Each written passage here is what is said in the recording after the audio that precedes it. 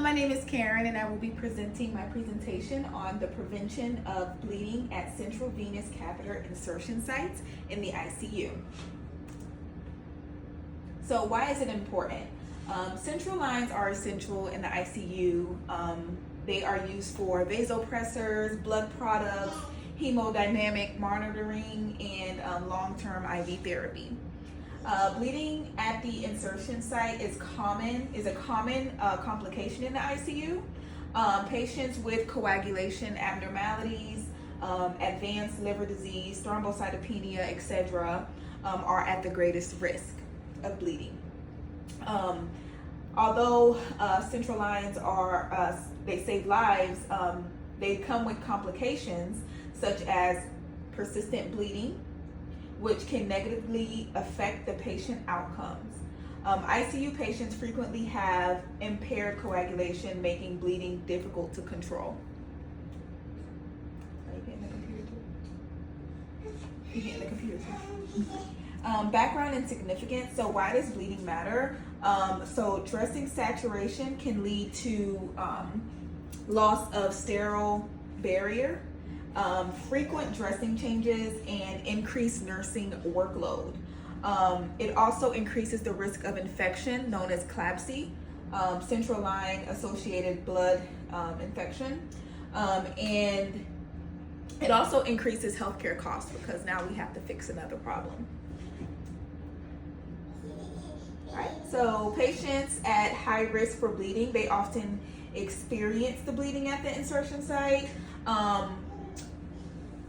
Dressing disruption, multiple dressing changes, increased infection, no standardized protocol for hemostatic dressings, and the purpose of this is to implement a antimicrobial hemostatic such as StatSeal protocol to reduce the bleeding and improve dressing integrity.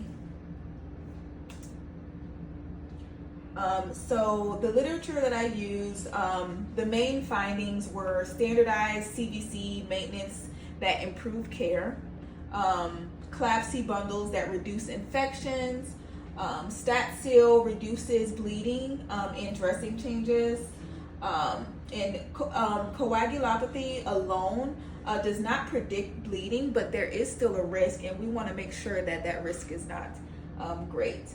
And then hemostatic materials, they do work for coagulation, which will give the patient a better outcome.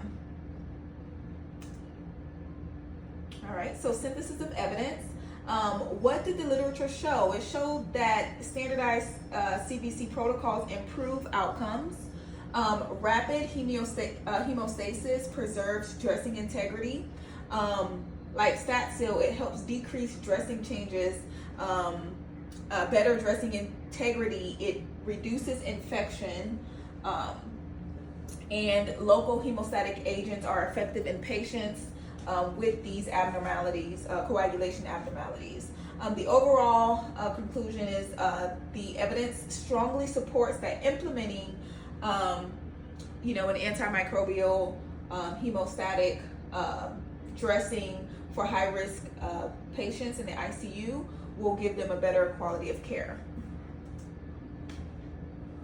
All right, so practice change steps. We want to start with obtaining leadership approval, develop a standardized protocol, educate the ICU staff, the nurses, and respiratory therapists, physicians.